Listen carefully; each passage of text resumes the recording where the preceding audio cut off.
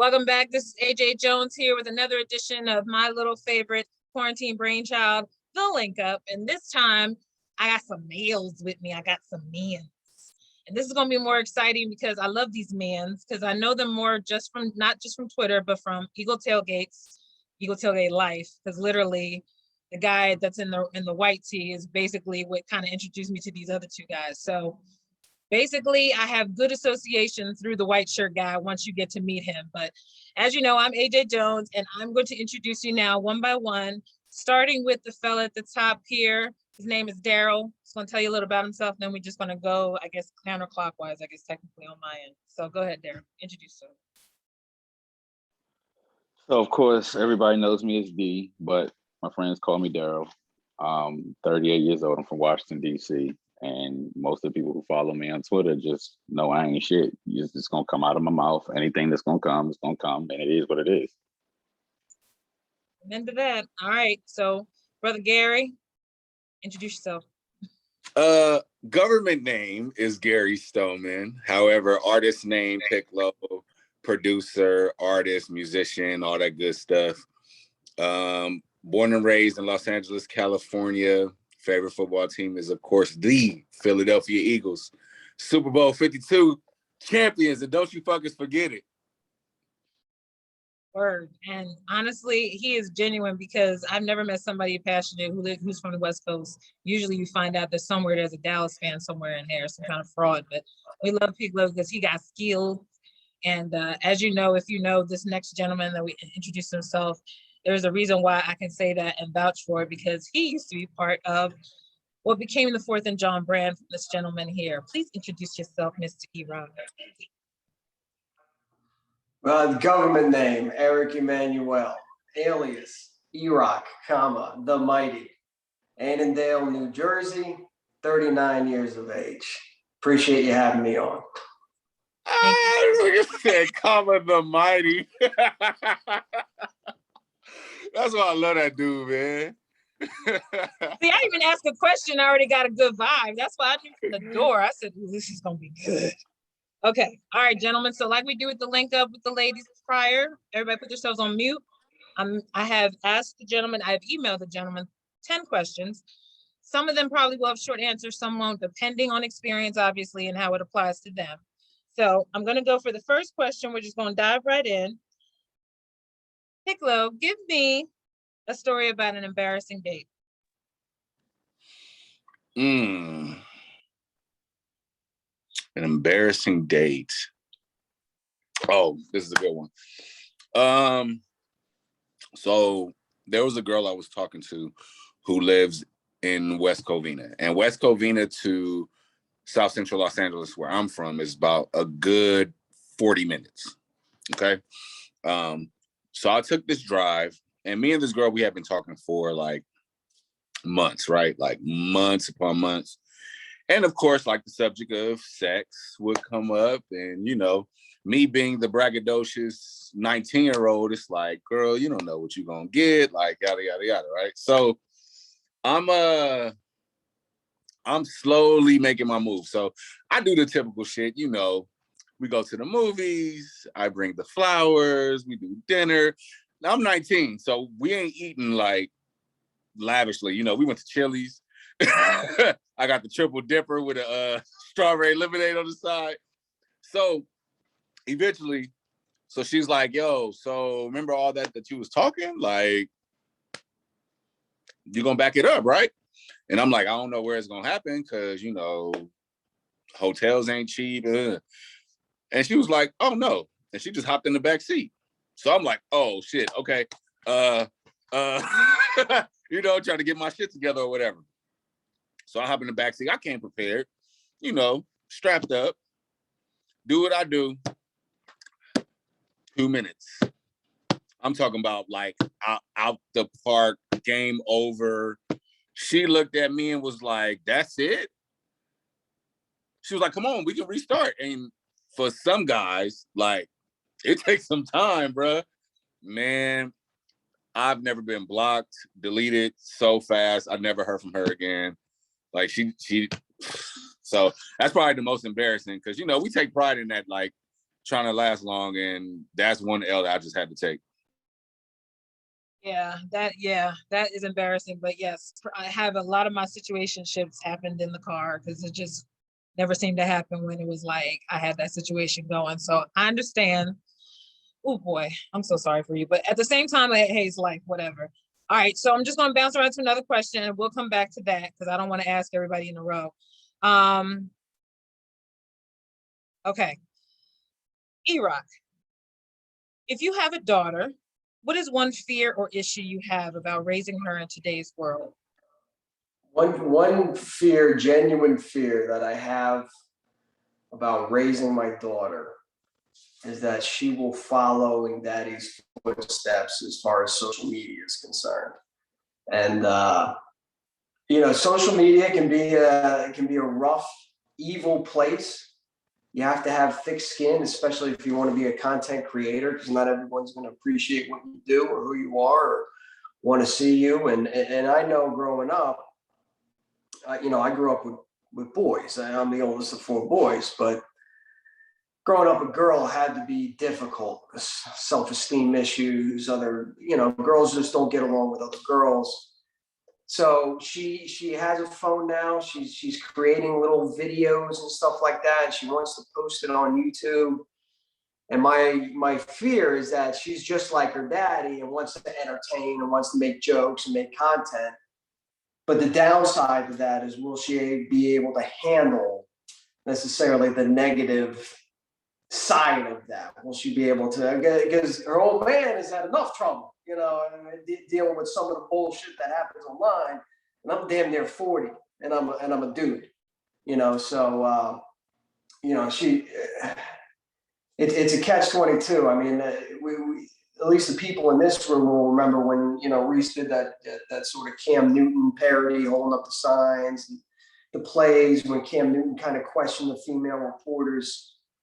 He was like, "Oh, that's funny that you're talking football," and it was kind of like, what the fuck, dude? Like, women know football. I know plenty of women that know football, and my daughter, at the age of 5 or 6, got such a negative backlash on that, and she knows she went viral, and sometimes she'll go and revisit the time that she went viral, and she was over like a friend's house, and she showed one of the parents the video, and the parent went and read the comments. And the parent was like, "Do you know about the comments?" I'm like, "I am well aware of the comments. I'm not sure someday she's going to find out all that negative shit that people are talking about a 6-year-old little girl."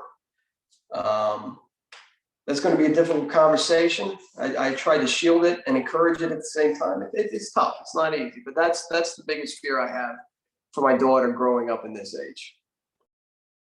That's good, because definitely, as you can tell, even us 40-plussers get a little pressed with the social media crap, especially because we don't look like we did in our 20s. These bitches come here with these blow up asses and whatever. Anyway, we're gonna move on. Not bitter, I'm really not. Okay. It's a good thing that Piccolo wasn't dating with all those blow up asses. He might have lasted only 1 minute back then. Shit, 30 seconds. That wouldn't be a Vine clip at all. All right. So we're just gonna move on.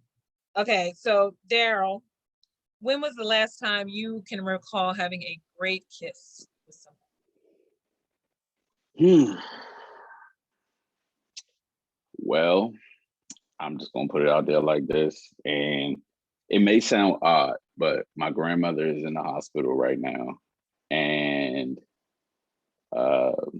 we usually give each other a hug and stuff like that, but my grandma just said, "Come in, give me a kiss," and kissed me right on my cheek, right on my forehead, and that was the best kiss I've had in a long time.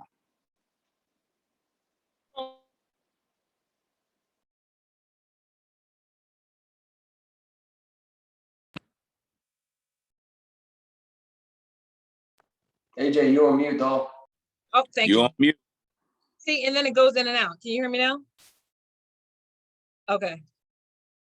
That's what I'm saying. It kills me. So now, Piccolo, you answer. When was the last great kiss?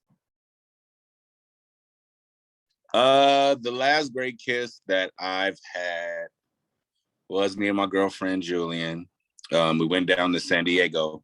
And my girl, she's not really a PDA type of person, which I understand. You know, when people be super affectionate in public, it's kind of like, bro, it's not like y'all can have sex right here in front of everybody. So I get it. But when we was in San Diego, we had went out with friends, and I guess I must have looked the part or something. And she just leaned over and gave me a kiss in the middle of San Diego in a pandemic. Didn't give a fuck about who was around, who was looking, and she just laid one on me. And then she stopped, and then she was like, "Give me another one." So that feeling of, I'm like, okay, look, we still got to get back to the room. We still got to get back to the room. You know what I'm saying? So to get that vibe from her, and it just showed like, she felt supported and comforted, and same for me. So that was probably the last one, but that was only. Don't get it twisted. Like, we kiss often, but it just felt dope that day for sure. That's why I say great kiss, and I'm gonna throw it to you, E-Rock, now, only because I know you're a lady, but and no shade, but I'm saying, is there anything even before your lady that you can remember a great kiss? And not saying she's not. She's beautiful. Wait, what are you trying to do to me? I'm just trying to see if you recall, because obviously you're different. I'm not trying to start nothing. I'm not trying to start nothing. I just want to say, was there someone even before? Because that's obvious that you have a great kiss with her. Made you beautiful, baby. Jackie is a great kisser, and the greatest kisses I've ever had have come from my wife, Jackie. Yeah. Good answer. Listen, I ain't no fool. You ain't tricking me. It's okay. I know a trap when I see one. This is a stone cold ass trap. You ain't I'm starting already on video saying shit about some other. No, I got beds to sleep in. I'm not sleeping on couches. Guarantee you though, if I got Jackie and some other girl, she will probably recollect something. What? Never mind. Wait, what'd you say? What'd you say? Us females are not, we can separate our man and then just go back to someone. I remember back before though, in high school, one guy named whatever in the prom. That was my first kiss. Sometimes it's the worst. Mine first was the worst, but you can have one person that you remember, you're like, oh wow, and then that's it. Well, I'll tell you what, AJ, you ain't never getting Jackie on this show. You ain't never getting, because I don't need to hear any bullshit about some boyfriend she had back in high school. Pinned her up against and whatnot. That shit, no. I had to try. I had to try. I know what you would have meant, though. I wouldn't have done no crap like that. Anyway, moving on. Okay, so Pico, what do you feel is your best physical feature? Well, let's see. I got a gut now. I'm not as small as I was in 2017. Still need more tattoos. So that's my hair's thinning. So I got a hat on. Relax, E. No, I think it's my smile, honestly. Usually when I smile, I light the room. So I'm gonna say that. E is a fool though, man. Nah, I'll take my smile as my best physical feature.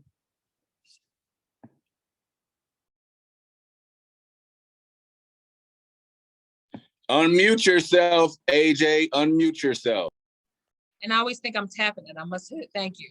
I'm gonna get better at this. Okay, Daryl, what is your favorite baby body part on a woman? Oh, that's easy. Legs. That's it. Whether they wrap around my waist, whether they wrap around my head, whether they wrap around, I don't give a damn. Legs. I like it. I like it. All right. Absolutely. Thick thighs saves lives. This is true. Yeah. Hello. I'm about to get a t-shirt, like, no lie. I swear I'm at that point now.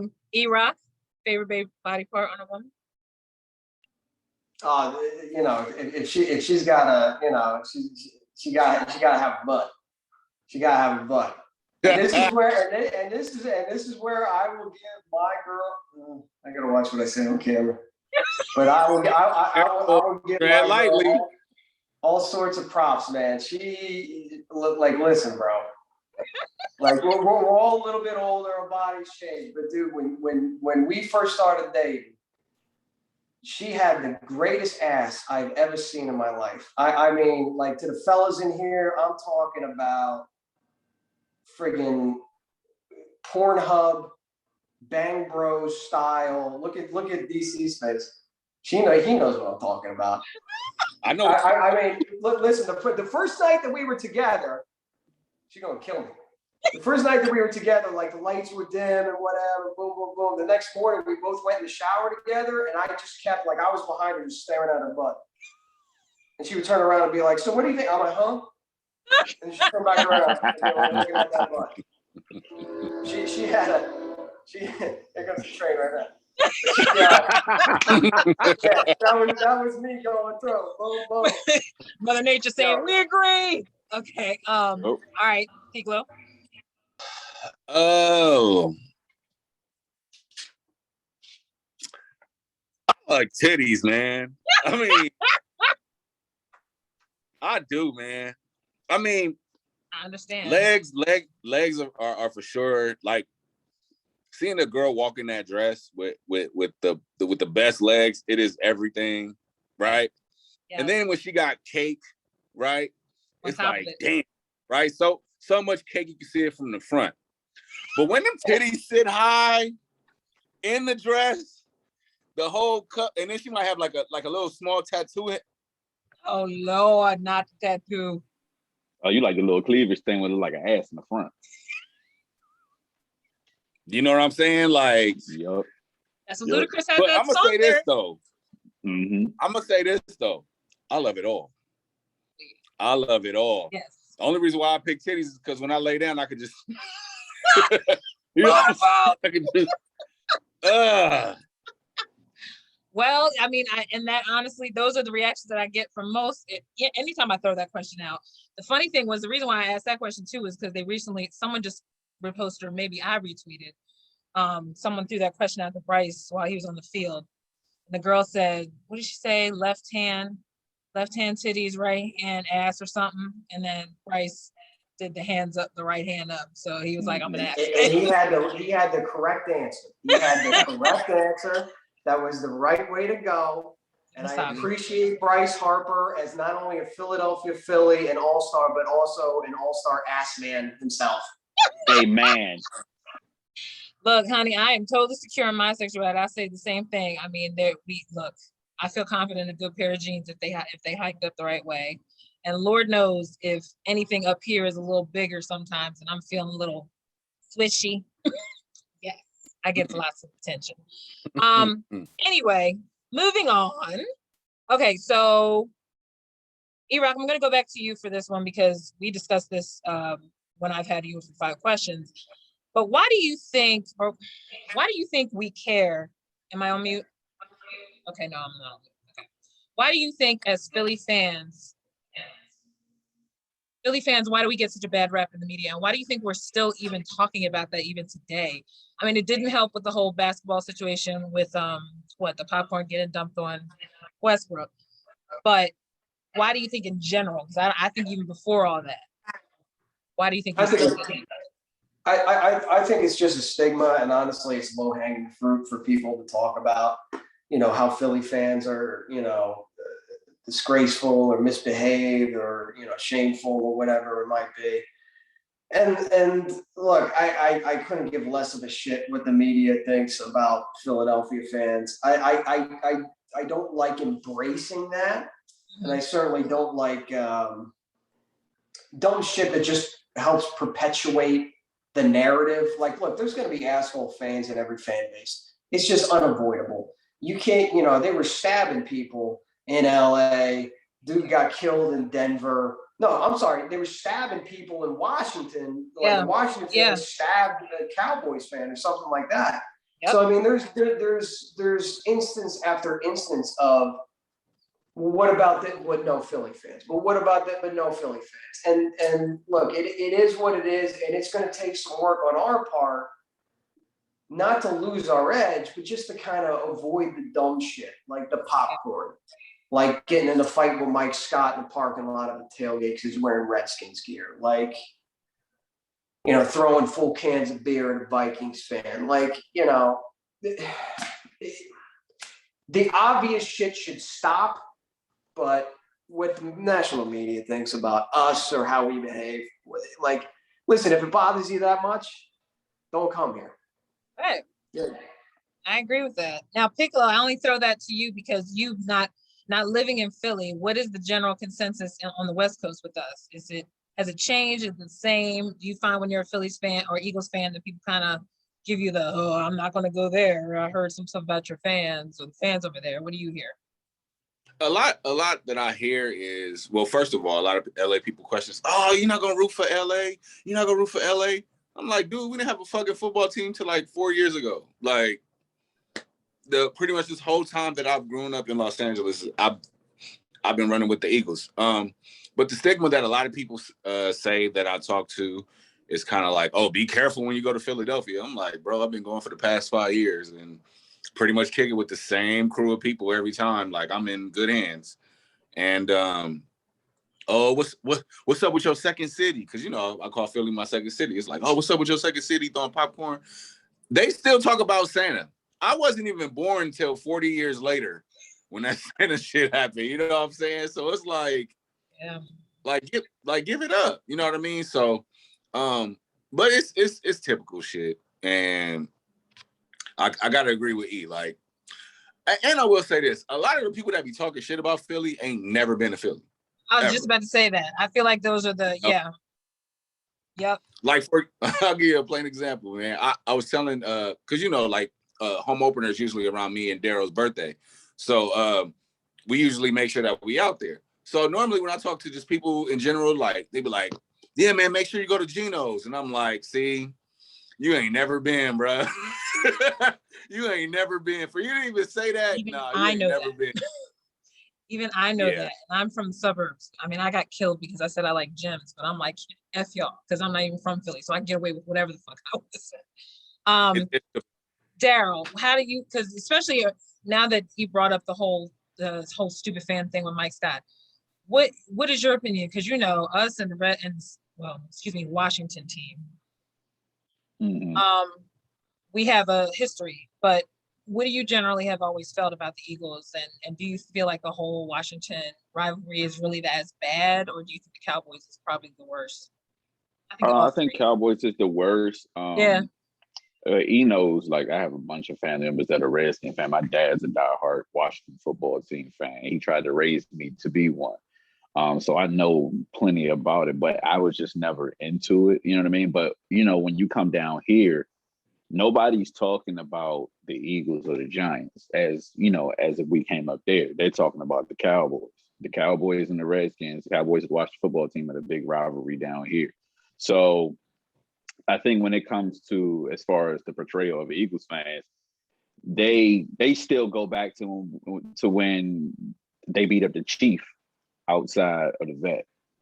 You know what I mean? And they still talk about that shit. So, you know, but I've seen some crazy things. I can remember. I can't remember Chip Kelly's first game. We played them in FedEx, and did we? I remember it was a report. This guy he got so pissed off because we beat the hell out of them. Got so pissed off, you know, the aluminum like beer cans that they give them, the little bottles, this guy twisted one up into like a little prison shank and was trying to stab the next Eagles fan that talked shit to him. So I mean, it's like what he said, like pretty much this fucked up fans everywhere. But we get the bad rap because of the snowballs and all that other stuff. Honestly, I can come to LA with Piccolo and I guarantee there's gonna be some stupid stuff at Sophie Stadium. Or you can go to Vegas and Allegiant with the Raiders, and there's gonna be some dumb shit there. Denver, San Diego, anywhere it could happen. I just think the media just it's content for them to write about and talk about. Yeah. They don't have nothing else to do. So when they get bored, twiddle their thumbs. Oh, okay, Eagles fans are some shit. Let me write that shit down. Start the narrative.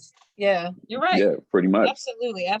And the funny thing is I'm trying to think. I don't think I haven't been to a rival stadium yet. I don't know. I don't know if I'm in the mood to deal with that. I think if they catch me on a bad day, I don't know what I'm capable of. Because I dare you to say some crap like that to a female. And if they, I don't want to be that girl that they carry off with the security. Just be like, get that chick out. Yeah, but the thing about visiting a rival stadium, and I kind of over the last 5 years have been bouncing from stadium to stadium. It's all about stadium etiquette, right? So I feel like a lot of the negative stereotypes that are perpetuated by, or put out there by the media and kind of enforced by some of the fan behavior is just rookie Philadelphia fan. I mean, I don't know how else to say it. It's rookie shit. Like you can spot, as somebody who goes to a lot of games, you can spot stadium rookies. Like they're the ones on first down, standing up, trying to wave on the crowd. And everyone's like, sit the fuck down, dude. We're trying to watch the game. Like that shit's for third down. Relax. Yeah. Right. So you see a lot of like, it's almost never the season ticket holders. It's almost never like, it's just rookie shit. And then when you go to an opposing stadium, I've honestly never had a problem. Because you just got to know whose house you're in, right, and don't act like a fool. When your team scores, don't stand up and wait and egg them on. You're going to get a negative reaction. Clap, cheer, but just understand you're in somebody else's house. Be respectful. And I try to practice that. And you see the opposing fans who get in altercations. They're the ones that are not practicing that. They just think they can walk out. Remember that video of that dude, that Denver dude? Oh, they ain't never seen a defense like this. They ain't never, you know what I mean? You remember that guy? Just talking that shit. Like, those are the guys who get their asses kicked in the end. And it's really just respect somebody else's house. I've seen plenty of Giants fans, plenty of Cowboys fans that never get fucking stuff thrown at them or never get nothing said to them because they act right when they're in the stadium. That's all it takes. I agree. And I know for sure that to me, that's almost synonymous to like if you're visiting somebody. I mean, not even sports related. You know how to behave. You know how to run up in somebody else's house and be like, yo, bitch. Like, no. We don't say that in our house. No. But all right. So moving on to another question. Hiklo, since I all experienced Twitter with y'all mostly, why were you originally on Twitter to begin with? Because I think for me it was to be a joke, and then it became something that got addictive the more it got updated and more crap was on it. Why were you first on Twitter? The original, it's been 12 years since I first came on Twitter. And my original time getting on Twitter, I didn't even know how it went. Like the first thing I put was I am Gary Stoneman. That was my first ad name. That was just terrible, man. And I didn't understand how to at people, and like I was just tweeting like my inner thoughts, right? So this was also around the same time where I really wanted to take music seriously. I had always did music, whether it was the church or 8th grade talent show, stuff like that. But I mean, like seriously putting in the effort, recording, putting out projects, all that.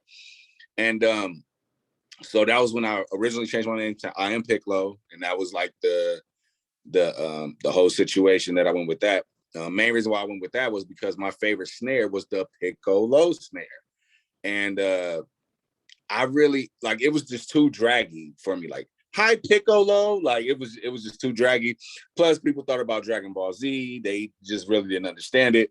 So I just went with Piccolo. I just took one O out and just kept it short. You can say pick, you can say low, or you can say it all together. It works. But then it became okay.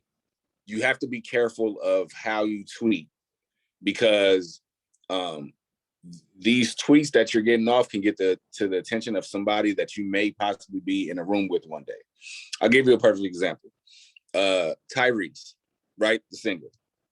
Dope dude. I think his music is very, very good. I enjoy it, all that. But as a man, I didn't really fuck with him. And this is like young me. So this is like 19, 22-year-old me. And I'm just like, at Tyrese, you a bitch, like all of this, right? He blocked me, as he should. He blocked me. But then I found myself in the studio with him one day. Luckily, he didn't remember that I was that person that was, tweeting at him. So then that was when I made the conscious decision, like, okay, I have to use this platform as a tool and not to be one of these trolls. You know what I'm saying? Like, I used to troll to get attention, and that was just the young version of me, where the older I got, I was like, okay, let me use this as a tool to get my business off the ground. Can you hear me? Unmute yourself. There's something like it says it's off and then it's on. Can you hear me now? I'm gonna just stop touching it because this thing, I don't know what it is when I hit the thing. Anyway, I'm just gonna bounce around to another thing, another question. Oh, Daryl. Name a pet peeve you have against women. That's just one thing that is one of the things that irks you the most. I can't stand, it pisses me off, tardiness. I hate women being slow and late. I can't help it. I'm military.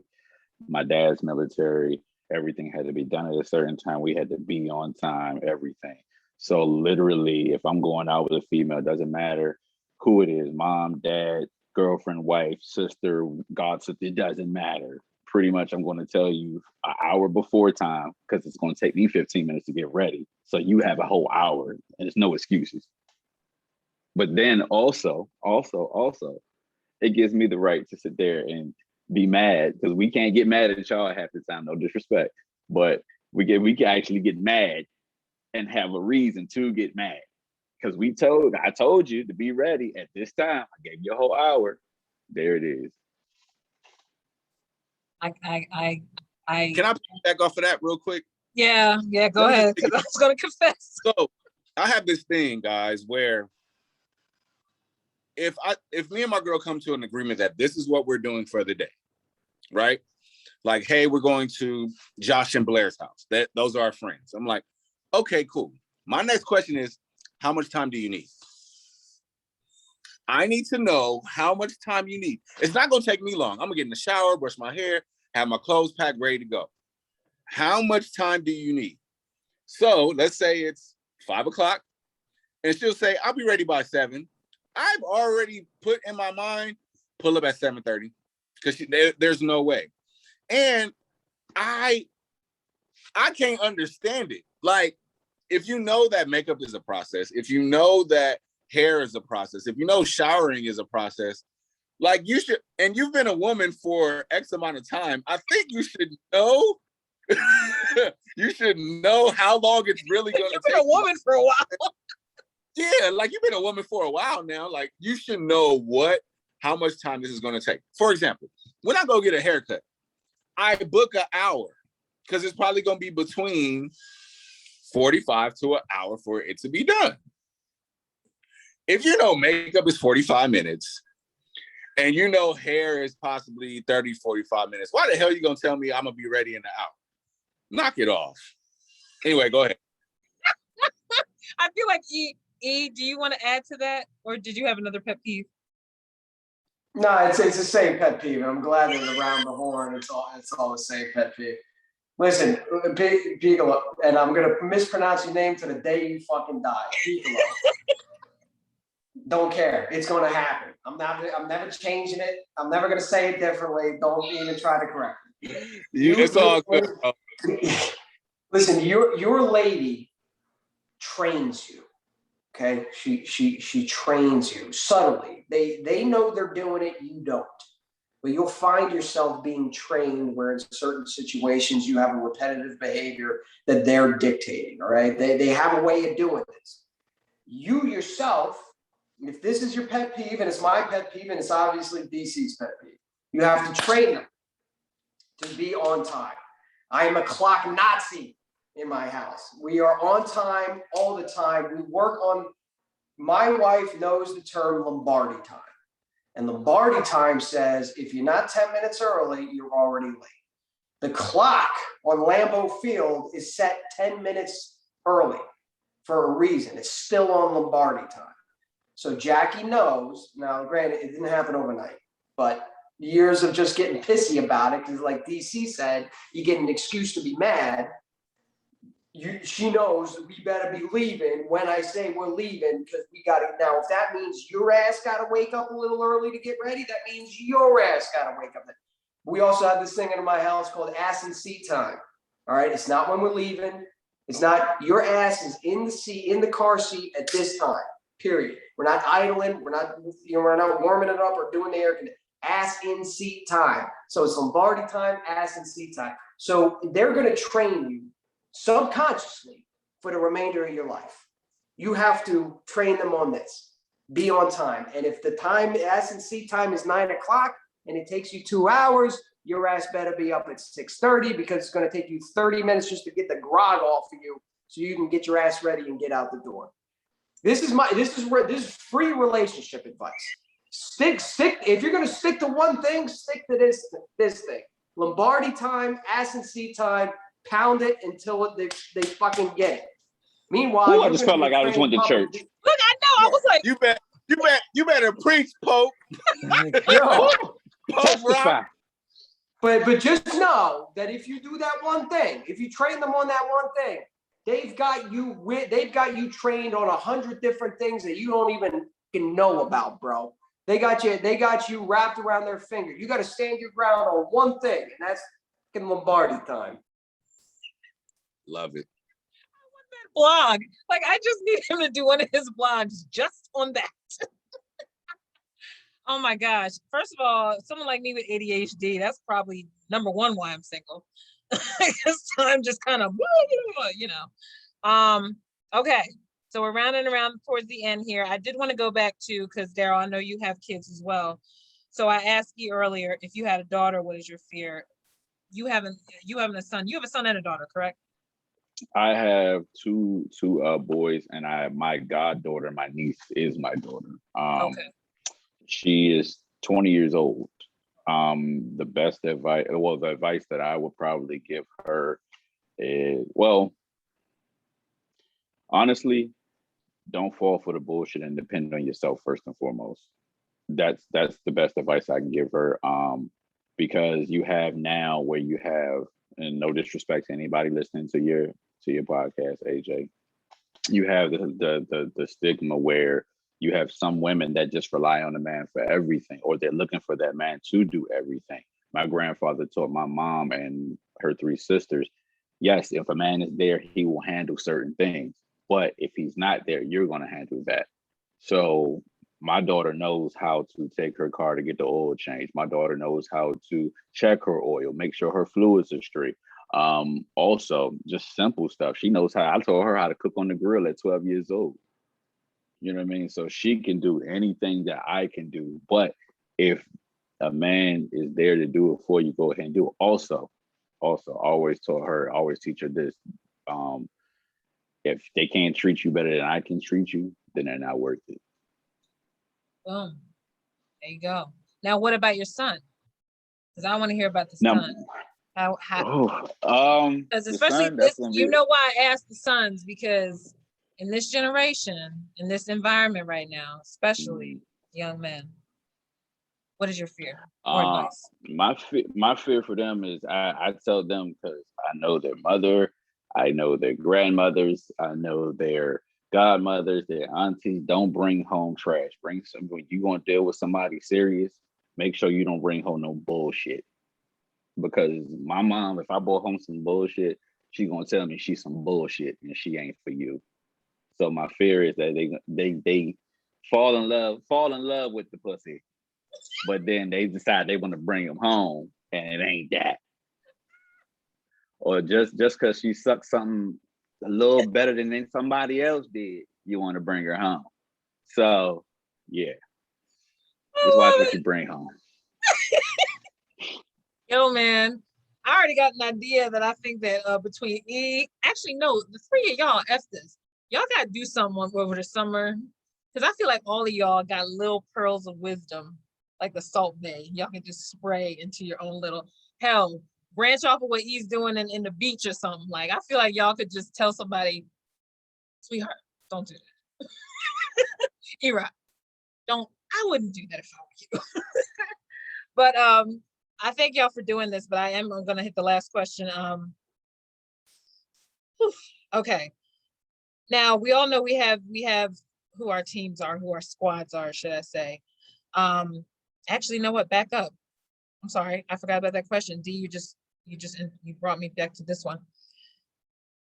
Kiklo, do you agree that how you treat your mother is how you will treat your girlfriend, wife, partner? Why or why not? I actually cannot 100% agree with that. The only reason is because my mom didn't raise me. My biological mother, who brought me into this world, who is my biological mother, did not raise me. However, the respect is still there. You know, I don't treat her any different or put her in this bracket like, oh, you weren't there for me. So, you know, however, my grandmother was like everything to me. And just the level of respect that I have for her and had for her, I see that in the way that the way I conduct myself around Julian. Like I just have Julian on this pedestal where it's like, you know, she's this queen and she's treated right and all of that.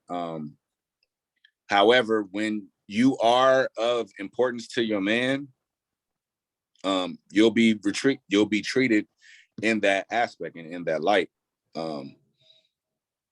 Those that don't really mean nothing don't get that. They don't get that response back. You know what I'm saying? Like, you know, if Julian calls me at 3 a.m. saying that she got a flat tire, guess what? I'm getting out my bed. I'm smashing. I'm going straight to where she at. If she calls me, I put it like this, she calls me at work. If she has to call me, because she knows she'll text me through whatever. But when she calls me, I always answer because I don't know what it could be.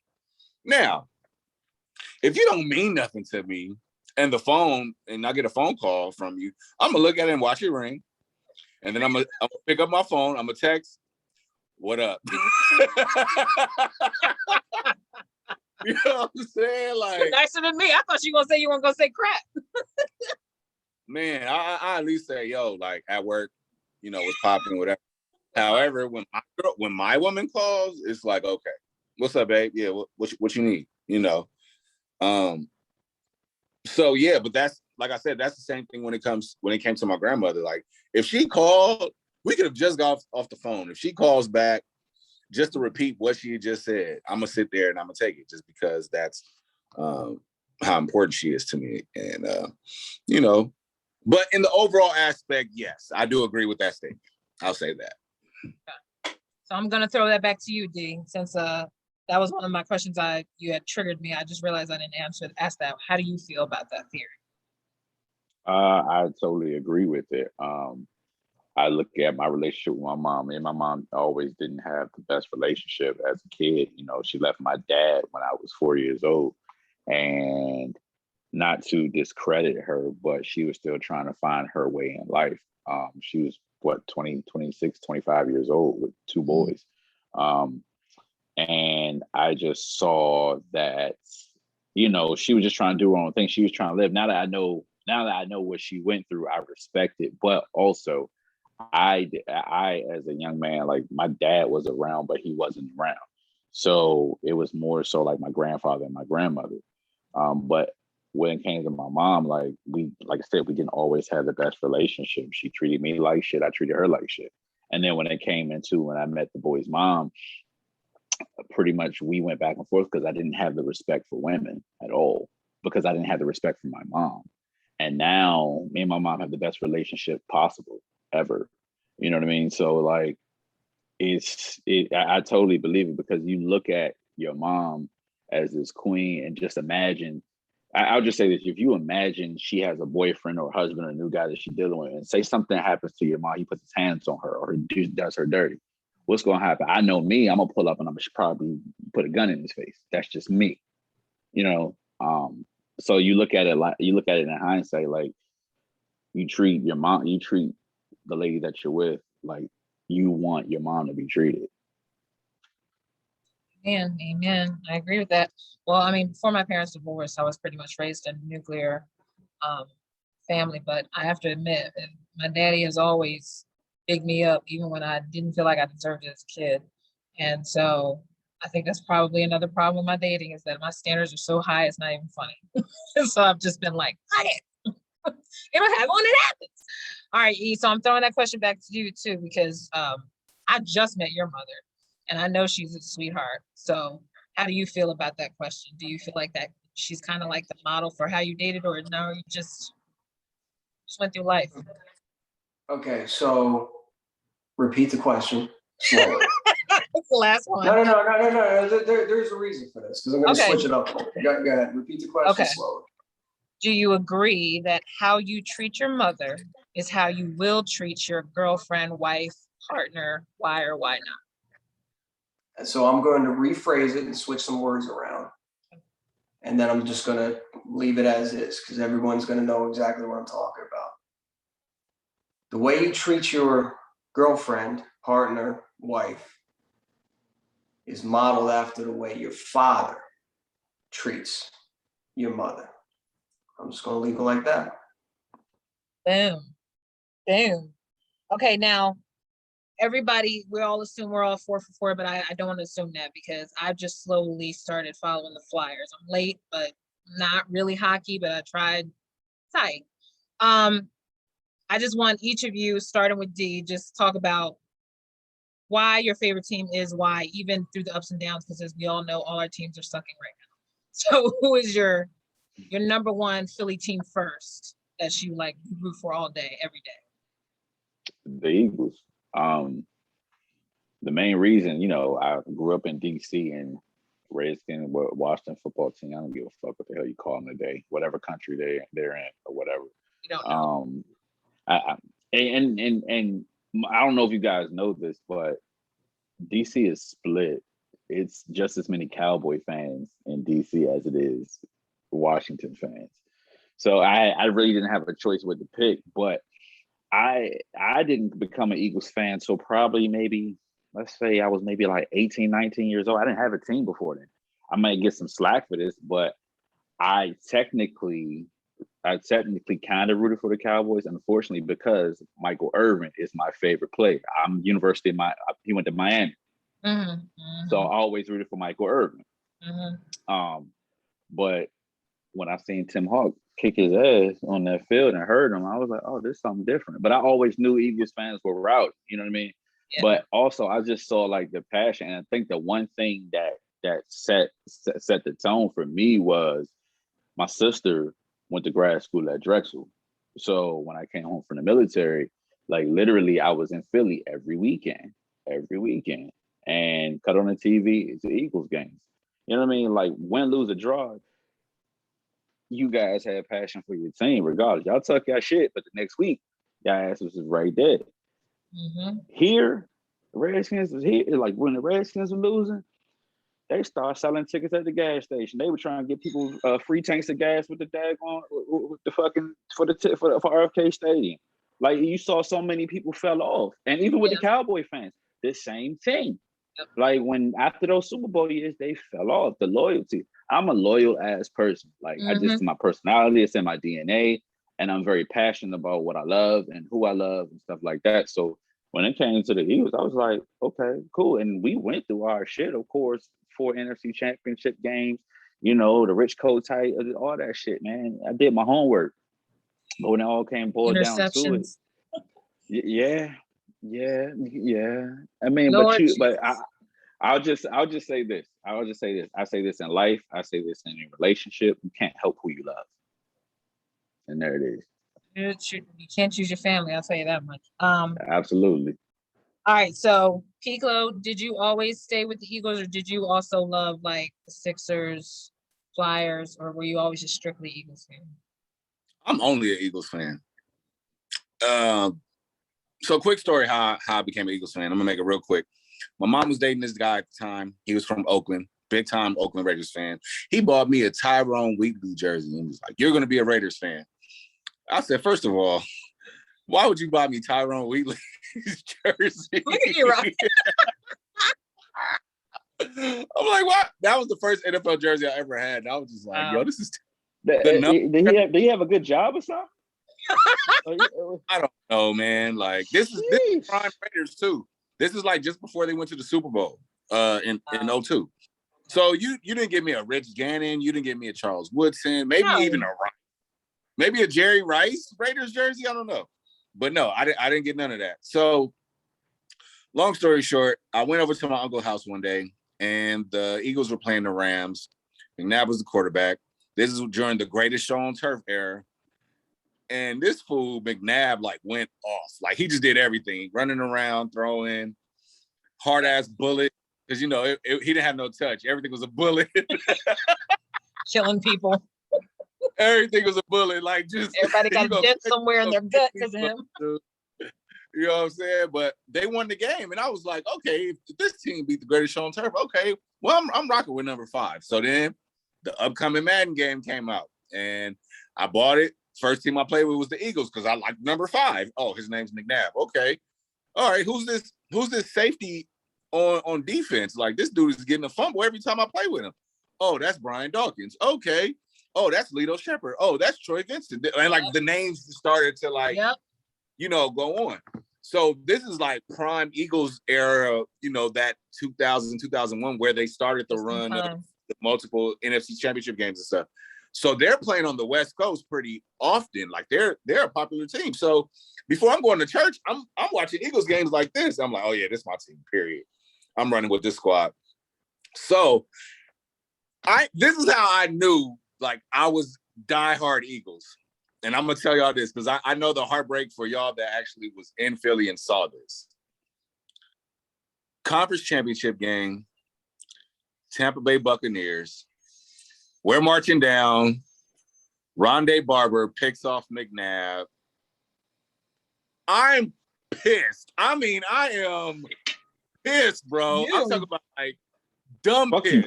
Fuck you, Piccolo. I don't have my bottle. Yeah, I'm sorry to bring it up, but I'm just like, because I for sure thought, I was like, oh, this is the year. This is the year. This is the year. '02, I was like, oh yeah, this is the year. So for that to happen and they lose, I said, okay, we'll be back. Then '03, we played the Panthers.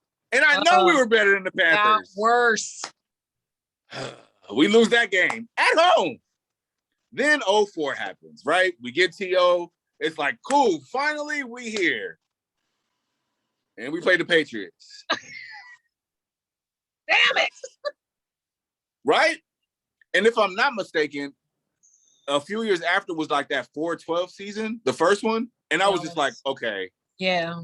And that really tests my fanhood. Yeah. And I was like, fuck, bro, fuck. Then they traded McNabb. Then it was real like, okay, the player that brought you here is leaving. Are you going to stick with your team? And then that's when I just took the approach that the feather is greater than the player. Simple as that. So I stuck with my team through thick and thin. This is why, like, I've gotten comfortable with Carson leaving, right? Like, I was actually like, okay, he had a bad season, but, you know, whatever. But when they made the decision to let him go, I was like, oh, all right, well, next man up. So we rolling with Jalen. But to answer your question, when it comes back to the Sixers and the Phillies, never been to a Phillies game in my life. Sure, I hope y'all do good, just not better than the Dodgers. That's just me, LA home base. We ain't doing shit. We ain't doing shit. I'm a Lakers fan off top. I mean, there's nothing much to say about that. But I do get joy in this though. Like when y'all be talking mad shit about the Sixers and how y'all about to like finally do it, or the Phillies, or not the Phillies, but the Flyers are gonna finally do it. And it don't happen, and like as upset as Philadelphia gets, that shit is comedy to me. Because I feel that Flyers pain, almost got there though before the damn pandemic. Yeah, I feel that pain as an Eagles fan. So I know, like, for some of the Philly fans who are 4 for 4, it's like, damn, this pain is year round. That's why I know that 08 Phillies championship meant everything. That's why that 2017 championship meant everything. I know I cried when the Eagles won the Super Bowl. I could just imagine E's face. He was there with his family and like he was all over the news. Yeah, like, he was one of many faces that were famous around that time because that's the first person I thought about when it happened because I still don't believe it. I had to mention the story because think about what Piccolo said real quick about you being in another state and an Eagles fan or whatever. I was thinking like I think my loyalty point was we went to the Super Bowl 2004, but then my grandma Piggy, God rest her soul, lived in Raleigh, and I would always see her neighbor across the street because I had a big crush on her daughter. Mm-hmm. So I want to say 2005. I went to the North Carolina State Fair, and I saw her. I'm flirting with this, that, and the other. She's like, "Well, you know who my boyfriend is, right?" Because she, I was always in Eagle stuff. I was like, "Who?" She was like, "Andre Waters." I was like, "Oh, for real?" And then mind you, this is 2005. So I said, "Okay, cool." I was like, "Really? Okay. Can I get an order? Can I get a jersey autograph?" Something like that. She said, "I'll make sure the next time he comes past it because I see him. I talk to him very often. I'll have a jersey for you, or I'll have something signed for you." Andre Waters passed away a year later. I never got that autograph. Committed suicide. So right after that, I was just like, you know what? Yeah, I gotta stay with him. Fuck it. Fuck it. It is what it is. So I don't care if you're Wes Hopkins, I don't care if you're Brian Douglas, I don't care if you're Andre Waters. Yes, any safety that plays Eagles for me, I'm good with. E-Rock knows why we stay loyal. Tell us, homie. Tell No, us. my grandparents lived in Trenton, New Jersey, back in the day, and that was when you could wake up on a Sunday morning, roll over, Grandpa would roll over to Grandma and be like, "You want to go to the game today?" And you could go down to the ticket office at Franklin Field and pay your 50 cents or whatever it was to go see a football game. They were kind of the original fans, and then they brainwashed my mother and my uncle, who then in turn brainwashed, her sons, all of them. And I was raised in an Eagles household. My father was not a football fan.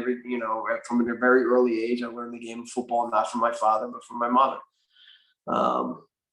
I can vividly remember days, nights when it was like Sunday night football or Monday night football, and we had bedtime and we were not allowed to stay up, but we would all huddle around the top of the stairs and listen to my mother scream at the TV.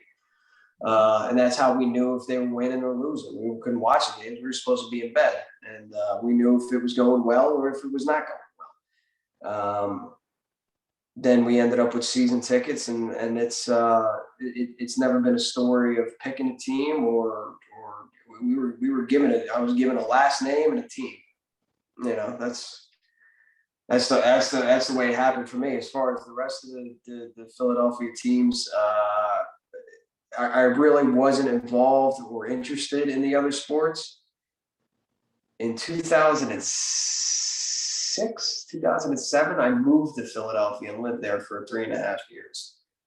And so I was working in Jersey. So like the traffic usually in the morning is going into Philly and I'm coming out. So I never hit traffic. And then the afternoon traffic is getting out of Philly and I'm coming in. But nevertheless, I was coming in like real late. So I'm exhausted. I'm tired. It's 7:00.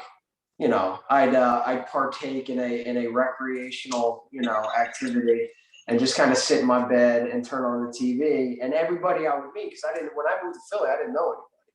But everyone was talking about the Phillies. Everyone was talking about the Flyers. Everyone was talking, at that time, was talking about the Sixers. But it was fun to, at that point in my life, sort of learn a new sport and learn about the history. And I remember going to Flyers games and, that's Bernie Perron. Who the fuck is Bernie Perron? I mean, I didn't know. And so I would go and watch the documentary. It became fun for me to try to learn the history of the other teams in the city and try to get involved with it. I'm a casual fan at best when it comes to the Sixers or the Flyers or the Phillies. If they're doing well, I'm paying attention. If not, I'm checked out. But as far as the Eagles go, like I said, I was given a last name and a jersey when I came out the womb. Yeah, I'm like you. I'm kind of. Go ahead. I got a question for you. Quick. Mm-hmm. So my girl is a big time, well, not big time, but she's a Rams fan. Okay, she's a Rams fan because LA has a team and. That's her team. She's gonna stick beside him. Boom. So much so that I lost a bet to the fucking Eagles last season that this coming season the home opener, I have to wear a Rams jersey. Woo, woo, woo, woo, woo, woo, woo. Yeah. Time out. Time out, young fella. Time out. Mike on. Time out. We don't make bets about wearing other jerseys. Anything other than that. I don't care if I don't care if that's wifey. I don't care what that. We don't do that. No, Piccolo. You no. You don't get the chance to talk right now. You said enough. Mute. You're done. That wasn't even my question. No, go ahead. no, you don't get to talk, bro. No. We don't want to know that no more. Listen to Uncle Tailgate and Uncle BC. They're gonna set you straight. Okay. Yeah. There's no disrespect to your girl. I'm sure she's lovely and she's wonderful and you're very much in love. Look, that's sis. But I'm telling you, do that dumb shit ever again. There isn't pussy good enough in this world. No ahead. To no, we don't do that. No. Listen to the uncles. I love her and I wish you guys nothing but happiness and love and I hope you make little Piccolo babies. Bro, listen, I'll sing at the wedding. I can't fucking sing, but we not doing that. No. You shitting me? That doesn't matter with you. I want to hear the question, though. I do want to hear it, though. The funny part, that wasn't even the question, but it's okay. You shouldn't have led with that. You ain't even make it that far. Go ahead. All right. So outside of that, right? Being that she's a Rams fan, once babies come along, how do y'all feel? Let them.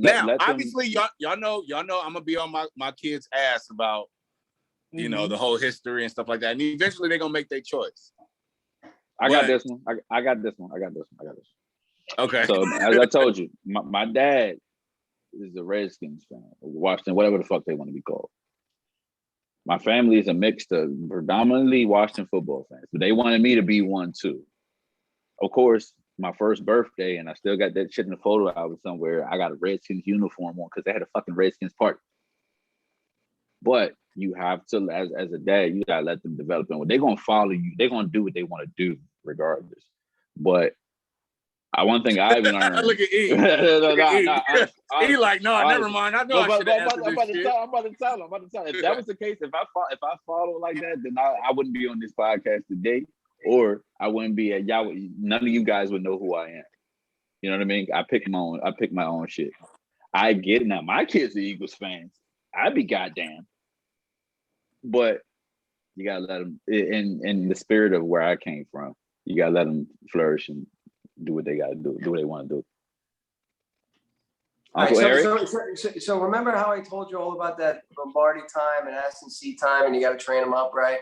Remember I was telling you about that? There's another rule, E? Yeah, no, just take all that shit and throw it out the window. Okay, if you're gonna train, like listen, they follow in daddy's footsteps. Period. Like you gotta lay it the fuck down. As a man in a relationship, and DC knows this, you got to pick your battles, right? Some battles aren't worth fighting. Right? Some battles, it's not worth the trouble. Some battles you have to lose on purpose so you can store one. I gave you this, so I get that. All right? Die on this fucking hill, okay? Die on it. If you gotta die, like jump on the grenade, do what you gotta do. Take the bullets. You ever see Platoon? You ever see the movie Platoon? When he's fucking trying to run to the chopper and he's just getting shot up, die on that fucking hill. God damn it. That you are a man and that baby will be wearing an Eagles goddamn jersey. Die on it. Die on it. Hey, Piccolo.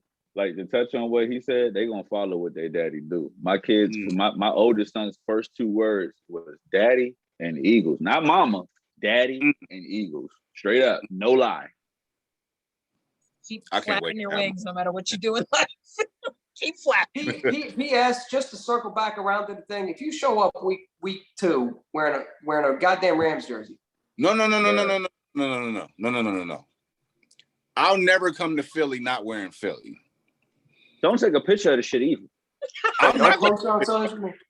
You already told us in the beginning that you were nutting after 2 minutes. Don't fucking like. Right. Don't set yourself up twice, brother. Yeah, come on now. Better come in I there was with that, 19.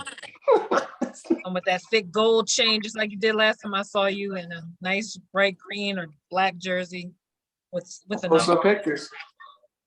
or just with the bird. Shit, we don't even know who's gonna be on the team. I'll probably just buy her another Rams jersey and call it a day. She got an Aaron Donald one because of me, but You might get her a purse or something. Fuck that. We're not doing that. Yeah, get her one of them clear ones, because when she comes to the link, if she ever does, it'll save her going to the locker room. oh no, Get her clear bag. no. Oh, the conversation was this. I told her, it's almost tradition for me to go to the home opener. Period. Like, I'm actually trying to get my shit together to try to make this trip happen, right? She's like, "Oh, I'm going." I said, "Okay. Green, black, white, Kelly Green. Pick one. Any of them." No, Pick get any the shit. You can give her that white tee you got the fuck on right now. Why not? Fuck it. Pick whatever shirt, because you're not standing next to me, especially outside of Lincoln Financial Field, wearing anything else. Yep. Just put a black tank on, Yeah. Wait, so if you had question, if you had you wearing another jersey on the line, what was her end of the bet? Uh-oh. I can't say that on I don't think this is going to be on the pod. That might be on another pod. Good answer. Wow. Yeah. Let's just wrap it up. I thank you, gentlemen, for doing the link up. As obviously as you indicated, because home opener is Atlanta, correct? So they're here for Atlanta. No, home opener is not. It's in Atlanta. The home opener is San Francisco, week 2. I think that. I don't know why I thought the Falcons. That's a dub. Oh, Atlanta's the season opener. Atlanta's the season opener. Niners is the home opener. Yeah, that is 2 wins, unless for some weird freaking reason the Falcons. Real quick before we get off air, record prediction. I know it's early, but let me hear it. Playoffs. There's an extra week this year. Shock the world. What happens with us? Do we need one more season, or this a filler season? What y'all think? I think we need one more season. Myself, I'm right now. I'm feeling 8 and 9. Sorry. I got it. I'm just gonna say high blood pressure.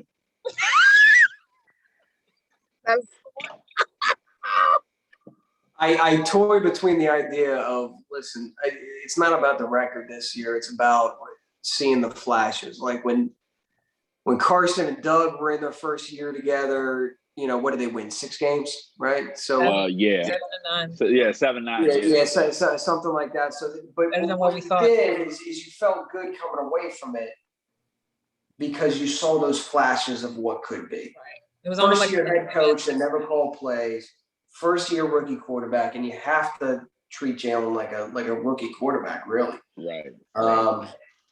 And then I toyed with that idea, being like, I just want to see promise of something in the future. And then I toyed between the idea of Dak Prescott's coming back off of injury, the Giants and Daniel Jones, everyone's just crowning him. Right. But Daniel Jones, even Giants fans aren't convinced that Daniel Jones is the guy. Dak's coming off of injury, and if there's any fan base and there's anything about a quarterback coming off of injury, it's certainly this one.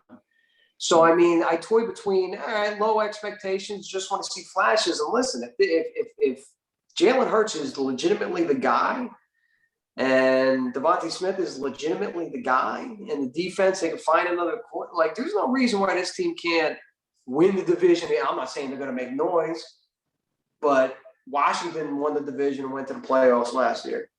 I think the Eagles can do that. We can at least knock on the door. That's 10 wins. Yeah. Yeah, I feel like it's going to be anything, it might be a more interesting visual. That's for sure. I we were think all 4 teams last year. I think all 4 teams are pretty much even, and I say that because Washington has the defense, but we don't know what's on the offensive side. Right. You look at what is Dak going to do coming back, but then also you don't see too much on the defensive side of the ball. When it comes to the Giants, Daniel Jones, like you said, Daniel Jones, they don't know if he's the guy, but then also you look at their coach, he's coaching those guys up, but also the one thing people aren't talking about is Saquon coming back. Yeah. And so what is he going to look like? And then you talk about us, new coach, new quarterback, Everything. new coach, new everything. So I think everything is going to be pretty much even. Would I be mad if we don't make the playoffs? No. Will I be happy if we make the playoffs? Yes. But like you said, I just want to see. I just want to see progress. Yeah, I agree. I just want to see. I don't want to turn a game off this season like I did last year. Last year I watched at a just pure S&M, I guess, part of me. I was like, I feel like I'm going to miss something, even though we know how this stagnant team looks right now. We only won 4 games last year, and God forbid we tie again, which I hate. You turn the games off? I don't turn them off. I just tune out. I go start making food. Oh, I end up getting a weed card after that game. I drank a little more this past season. I ain't gonna lie to you, but I hope to actually be like enjoying a game a lot more than we did last year. Because last year was painful. I mean, for the Saints game to be the most exciting game of last year when Jalen started was bad. It was not a good look. And then you also all the whispers. When they start whispering during the season, I hate that crap because that's distracting. So, right. But yeah, we'll see what happens, fellas. I just know that extra week might make the season seem really long right now. But if they're rolling because they got a late bye, might be kind of exciting because maybe they might rest all the starters and then we still see some good stuff with the rookies, ones that don't get to really play, I mean, you have to think too, though, some of these wide receivers didn't really get a chance, like Quez and all them, they didn't get really a chance to blaze. So you don't know what's going to happen. Say, I don't know, God forbid anything happens to, Devontae or anybody. But I mean, Miles and all them, like they know now what not to do at this point. So you just don't know. I mean, I'm just praying we figure out this O-line because I think that was part of the problem too last year. There was just never a steady O-line action. Lane was always out. Who's our Aussie guy? Who's the big Aussie guy? Mailata. Yes, Mailata. Like if they just leave him where he was supposed to be, maybe that continuity will give more confidence to Jalen. He may not have to run as much. You never know. I want his accuracy to improve. And, if they can get the little swaggy dances going back, I kind of miss when they were dancing in the end zone Super Bowl year. I want that feeling back because they're all young. Like, these guys are going to want a hot dog every now and then. So let's just see it. I don't know what to feel about the coach yet. I'm still kind of an idiot, but we'll see what happens. Can I say something before we go? Go ahead. Piccolo, I see the pictures of you and your girl on Instagram.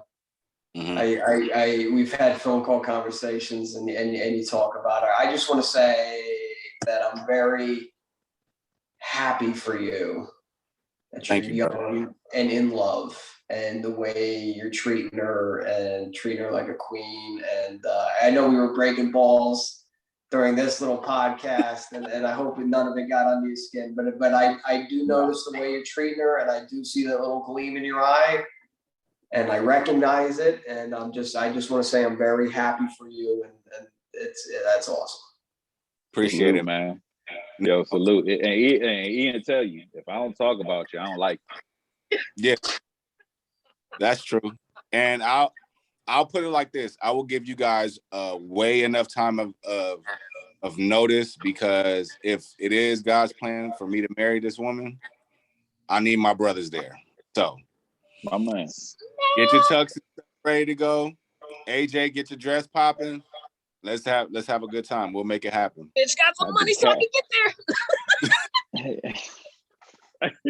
Like I said, I'm gonna give y'all way enough notice. I have no problem with going to West Coast. Trust me, I got people out there too. But yes. Hey, the weather's great. The weather's great. True. The weed is great. And we can start off by going to the weed. Yeah, that's what I said. The weed is great. As Justin Bieber would say in his song. Yeah. And we can start off that weekend by going to the well, holler at Chef Nick to hook up some cheesesteaks. But I don't know if you have time, but can I tell you a story? I'm killing. Yo, today, so the total random, but you brought up Chef Nikki. Yeah. Jen Frederick from Fox 29 had a picture on her Instagram of Chef Nikki, her and Chef Nikki, right? Mm-hmm. And he just opened up a new restaurant in Stockton, New Jersey, my hometown. So the guy from the Venice that we were out there that made us the cheesesteak, the guy that took me surfing the next day, and I always remember that because he showed me I didn't know who he was, and he was so humble and so nice and so like, hey, you want to go surfing? Because it was, we talked about the Jersey Shore, and he surfs down at Seaside, and I'm a fishing guy, so I knew all those spots. I had to see it to believe it. I drove down to my hometown because right now I live probably about 20 minutes away from it. Mm-hmm.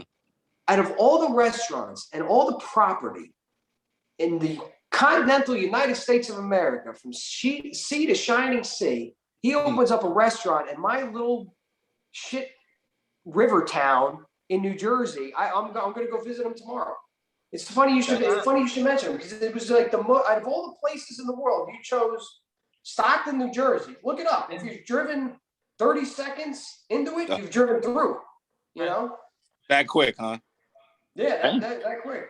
Man, okay. Meant to be. That's why I wanted to do this pod. I'm glad I got to do it with you, lovely, handsome mans. And hopefully I will see y'all as the season. Yeah. Come on. Floss. No, thank you. Man. This has been fun, just like I envisioned it. So thank you guys for doing this little show with me. And don't be shocked because eventually, like I said, I haven't gotten Daryl on my 5 questions. So there's more coming, Daryl. I want to get you because I have sucked the life out of E at this point in 2021. But I appreciate it. Glad you got your weed card. Clutch your pearls. Yes. Clutch your pearls, D.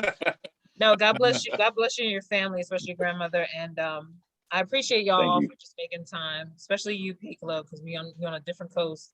No, especially y'all 10:45 out there. So a bitch don't go to bed till 2 a.m. That's why she always. I'm about to get on the Call of Duty, man. What's wrong with you? Yeah, y'all can speak for yourself, man. I'm old and I'm tired as fuck. I'm actually the same age as me. What? Hey, you the same age? What? Hey, D, you got PS5 or Xbox? Yeah. Okay, cool. I just need to know what to get. Like most of the homies is like they're split, so I'm just trying to see where everybody at. I got you. Cool. Brother. I know nothing about it, but I think y'all handsome specimens. And once this goes up, I will give y'all the link so y'all can tell me if you want me to edit something. In case y'all be like, can you cut that? Can you just take that out? Nah, I probably knowing me, I probably even would tell you no. No, I know you won't. I know you won't. But you know, I don't know that part with E-Rock. I'm nervous. I don't want him to feel like I was trying to set him up. Jackie got a great ass. And you can leave that in. I wish I had it. All right, I love y'all. Thank you for joining. Anybody who's watching the link up, thank you. It's AJ Jones. Check me out on Twitter, Elena Janine, and on AJ Jones on YouTube channel. And Piccolo will be my next, as well as Daryl, my next victims in my next sequel. So I will talk to y'all soon. Thank y'all. Love y'all. Good night. Peace. Peace. Bye.